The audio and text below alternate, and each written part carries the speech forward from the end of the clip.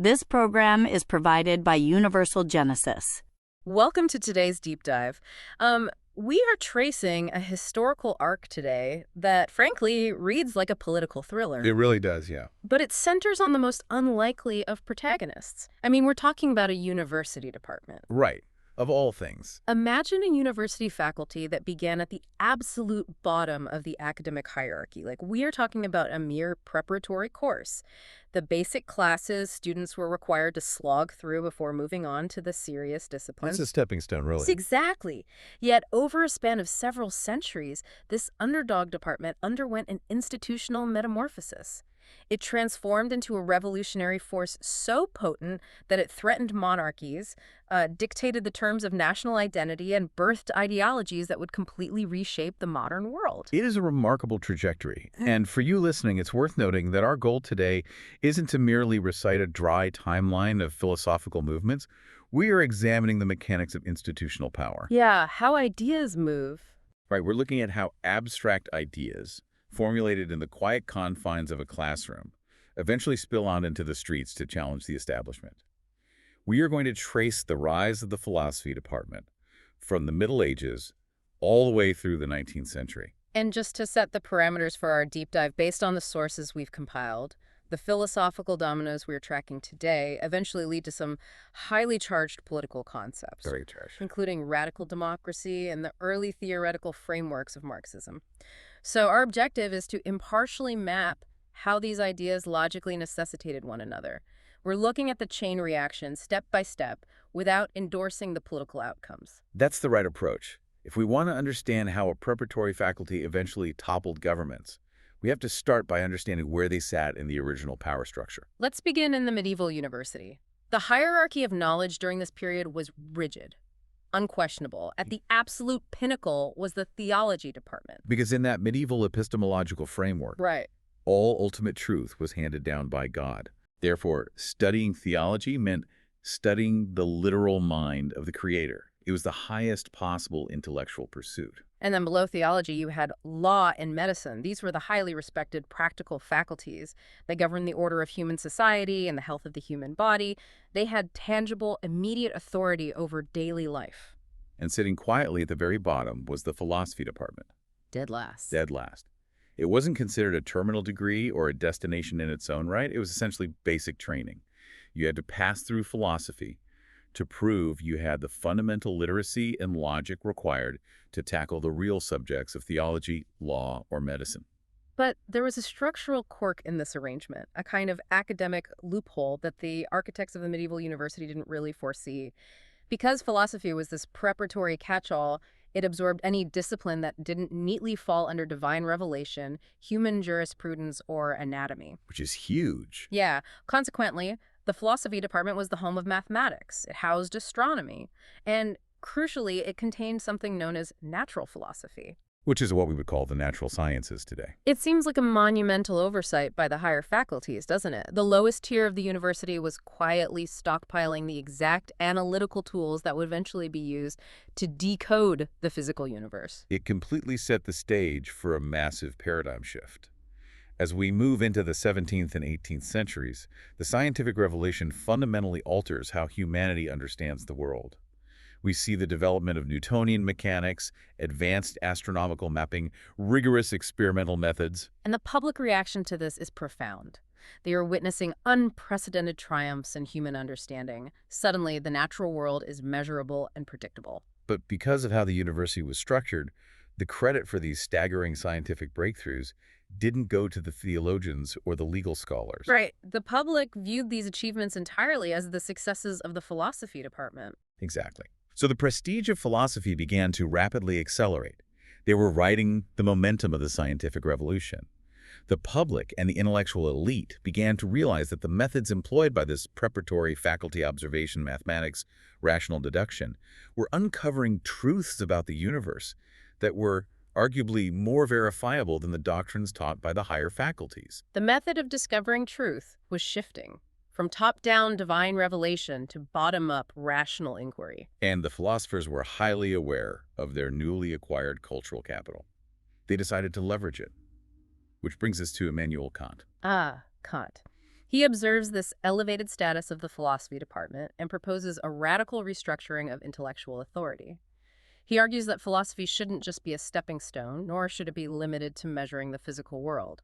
He posits that metaphysics should act as the court of reason. The court of reason, yes. Serving as the ultimate judge of all other disciplines, including science, religion, and law. Kant executes this through his monumental texts, specifically the Critique of Pure Reason and the Critique of Practical Reason. His approach is incredibly methodical. He seeks to define the exact boundaries of human knowledge. Setting the limits. Right. He concedes that theoretical reason, the domain of science, is the perfect tool for understanding the physical, phenomenal world. However, he establishes a strict limit. Science cannot prove the existence of God, the immortality of the soul, or the reality of human freedom. And that concession alone might seem like a defense of religion. If science can't touch God, then theology remains safe. But Kant immediately follows it up with a caveat that completely undercuts the authority of the church. Oh, absolutely undercuts it. He argues that while science can't prove God, belief in God is rationally permissible strictly because it supports the pursuit of a moral life. And that is the hinge upon which modern thought turns. Kant radically redefines morality. Prior to this, morality was largely dictated by religious authority. You did what was good because the church or scripture commanded it. You just followed orders. Right. But Kant argues that morality is a rational rule of action that any human being can deduce entirely independent of external religious authority. Your own inherent reason is sufficient to determine what is moral. So religion is demoted. It goes from being the source of absolute truth to merely being a helpful vessel, a psychological container to support the rational morality that humans can figure out on their own. It certainly wasn't meant to be an unquestioned tool for state dominance anymore. Which is exactly why the Prussian state recognized Kant's philosophy as an existential threat. The authority of the Prussian monarchy was deeply inextricably bound to the state church. To subordinate religion to individual reason was to quietly dismantle the foundational logic of the king's right to rule. And they didn't miss the implication. In 1793, Kant publishes Religion Within the Bounds of Bare Reason, where he explicitly places religious doctrine under the absolute authority of human reason. The religious and political authorities react immediately. King Frederick William II issues a royal decree explicitly ordering Kant to cease writing or lecturing on the topic of religion.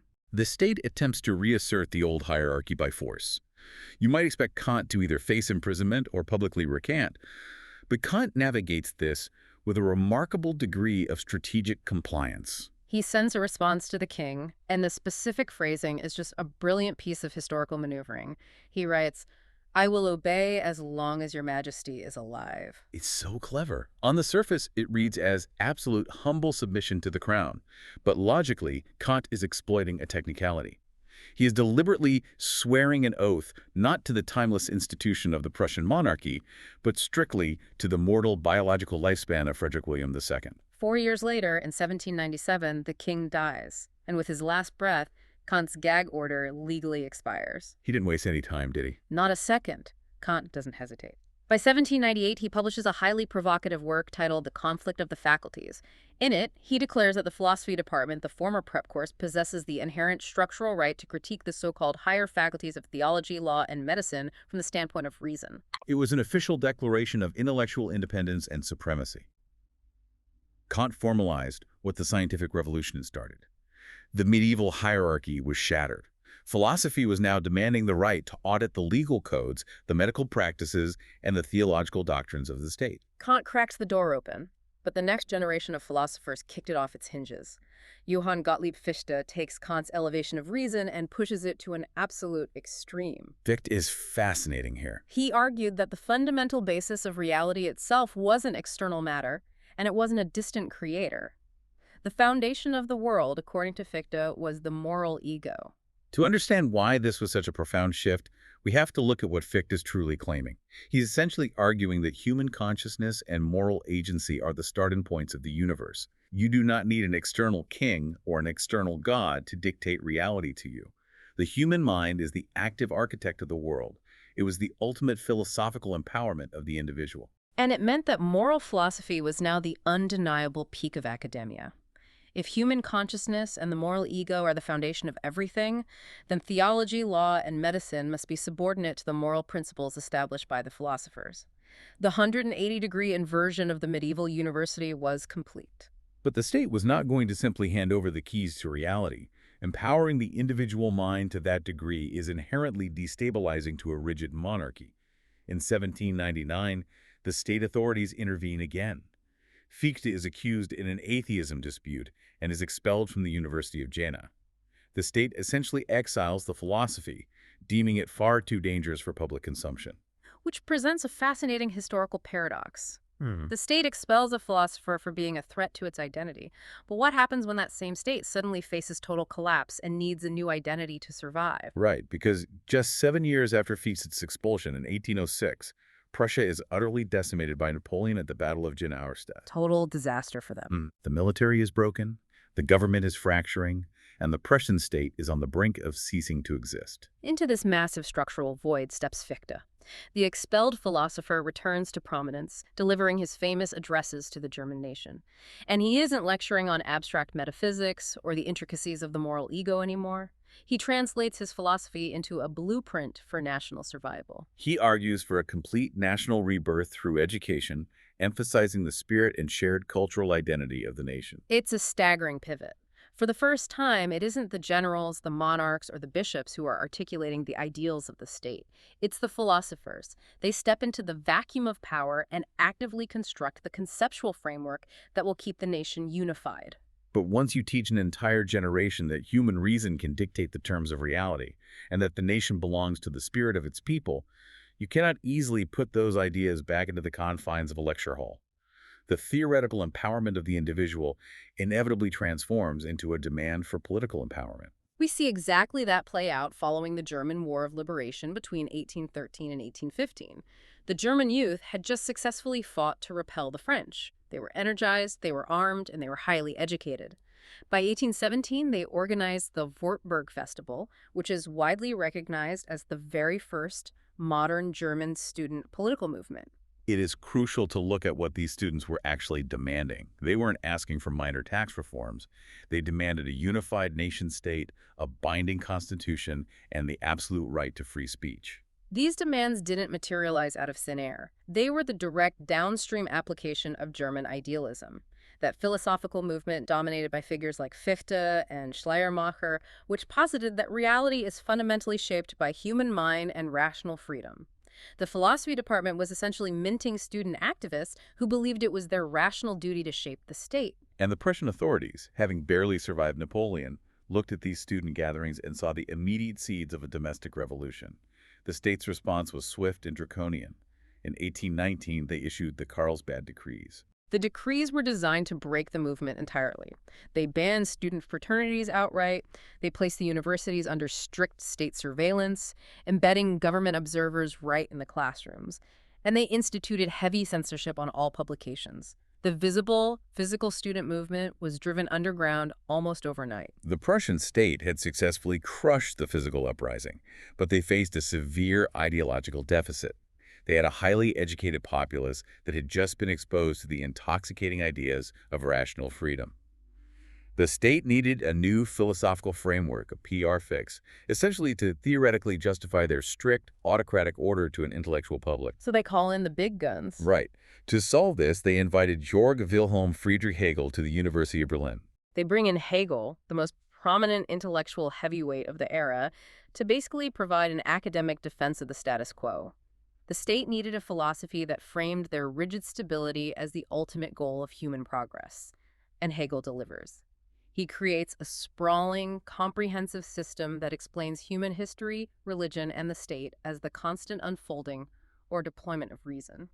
To clarify Hegel's concept of the deployment of reason, it helps to think of history not as a random series of chaotic events, but as a complex algorithm slowly solving itself. For Hegel, human history is the agonizing, conflict-ridden process of human consciousness gradually realizing its own freedom. And Hegel argued that this massive historical algorithm had effectively solved itself, culminating in the modern, rational Protestant Prussian state. On paper, this was exactly what the authorities had commissioned. It was a philosophy that validated their existence. It told the citizens, yes, progress is real, but the progress is finished, and the current state is the apex of rational freedom. But there is a glaring, fatal contradiction built into the very core of Hegel's logic, isn't there? There was a massive one. Hegel constructed a philosophical engine entirely powered by the concept of historical progress and the continuous realization of freedom. The flaw was assuming you could build an engine of perpetual progress and then arbitrarily declare that it had permanently parked in 19th century Prussia. Right. If history is driven by the rational critique of unfreedom, that exact same logical engine can be turned around and applied to the current state. And while Hegel was alive, he could personally manage the interpretation of his work to keep it aligned with state interests. But when he died in 1831, his followers immediately fractured along the exact fault line of that contradiction. The ideological divorce was absolute. You had the right Hegelians, who adhered to the orthodox interpretation. They continued to use Hegel's framework exactly as intended as an intellectual justification for the monarchy and the existing state apparatus. But then you had the left Hegelian. Right, the left Hegelians, or the young Hegelians. They isolated Hegel's engine of rational critique and historical progress, and they weaponized it against the very state that had employed their mentor. This group included intellectuals like Ludwig Feuerbach, Bruno Bauer, and Arnold Rouge operating in the 1830s, and their method of attack was highly specific to the political architecture of Prussia. As we noted earlier, the Prussian state's legitimacy was intimately tied to the Lutheran Church. The king ruled by divine right. The young Hegelians understood that a direct political assault on the state would result in immediate arrest, much like the Carlsbad decrees had dismantled the student crews. However, because the church and state were two sides of the same coin, they realized a crucial tactical vulnerability. Critiquing the theological foundations of religion was functionally identical to critiquing the political legitimacy of the monarchy. Their logical progression was devastatingly straightforward. The young Hegelians argued that religion was not a divine truth handed down from heaven. Instead, they posited that religion was merely a human projection, a story humanity invented to externalize its own highest ideals. If you accept that premise that religion is a human invention, the political implications are immediate. If the divine realm is a human projection, then the king's claim to a divine right to rule evaporates entirely. The monarch is suddenly stripped of his celestial mandate. And if God isn't justifying the king's power, what justifies the state? The young Hegelians concluded that without divine backing, the legitimacy of the state must rely entirely on the consent and rational organization of the people. This naturally leads to the demand for a constitution, parliamentary representation, and the guarantee of civil liberties like freedom of speech, press, and assembly. It is essential to understand that this was not a populist uprising. The young Hegelians were an elite intellectual circle. They weren't rioting in the town square. They were waging a highly sophisticated war of ideas in literary magazines, philosophical salons, and academic publications. It was an abstract, theoretical dismantling of the state's right to exist. But abstract theories rarely remain abstract indefinitely. Out of this tight circle of intellectuals emerges the young Karl Marx. In his early years, between 1842 and 1849, Marx is firmly embedded in the young Hegelian lineage. He starts as a radical Democrat, demanding the exact same civil liberties, parliamentary politics, and expansions of free speech that align with the broader liberal movements of the era. If we impartially examine Marx's early trajectory based on the sources, we see a thinker absorbing the left Hegelian critique of authority, but recognizing its limitations. Most of the young Hegelians were content to wage their war entirely in the realm of ideas, believing that if you changed how people thought about religion and the state, society would naturally reform. Marx fundamentally disagreed with that limitation. He looked at the massive analytical machinery Hegel had built this idea of history progressing through conflict, and he looked at the left Hegelian critique of authority, and he made a definitive pivot. Marx argued that the conflicts driving history weren't just clashes of abstract ideas or religious theories. The real engine of historical progress was the conflict over material conditions and economic structures. That is the crucial ideological shift. Marx took the philosophical architecture that had been developed over centuries to understand the mind and reason, and he dragged it down into the factories, the fields, and the economic realities of the 19th century. He transformed a theoretical critique of theology into a structural critique of capitalism. In doing so, he forged an ideology that moved beyond Prussian university debates and eventually altered the geopolitical landscape of the entire globe. It brings us to the astonishing conclusion of this historical arc. The story of the philosophy department isn't a quaint narrative of academic administrators shuffling syllabi. It is the dramatic tale of how a preparatory faculty, initially dismissed as the basement of the university, methodically accumulated epistemological power. They leveraged the scientific revolution, declared their right to audit all human knowledge, saved the conceptual identity of a collapsing state, and ultimately synthesized ideas so inherently volatile that they had to be violently suppressed by the very governments that originally fostered them. It really demands that we critically reevaluate the real-world impact of intellectual discourse. We often dismiss theoretical debates as purely academic, assuming they have no bearing on the practical realities of governance or daily life. But this history demonstrates that the abstract definitions of morality, reason, and human agency debated in a classroom today can, over the span of a few generations, crystallize into the exact political frameworks that either govern our lives or dismantle our institutions. Which leaves us with a provocative final thought for you to reflect on as we wrap up today's deep dive. We witnessed how the exact philosophical system Hegel designed to perfectly justify and permanently protect the Prussian state contained the very logical tools his students used to theoretically dismantle it. It forces us to look at our own era. What foundational ideas in our modern society, the core concepts we take entirely for granted as the bedrock of our stability, might currently be harboring the quiet, logical seeds of their own undoing? That is an excellent question to leave with. Thank you for joining us on this deep dive. Keep questioning the foundations, keep exploring the history of ideas, and we will catch you next time. This program is provided by Universal Genesis.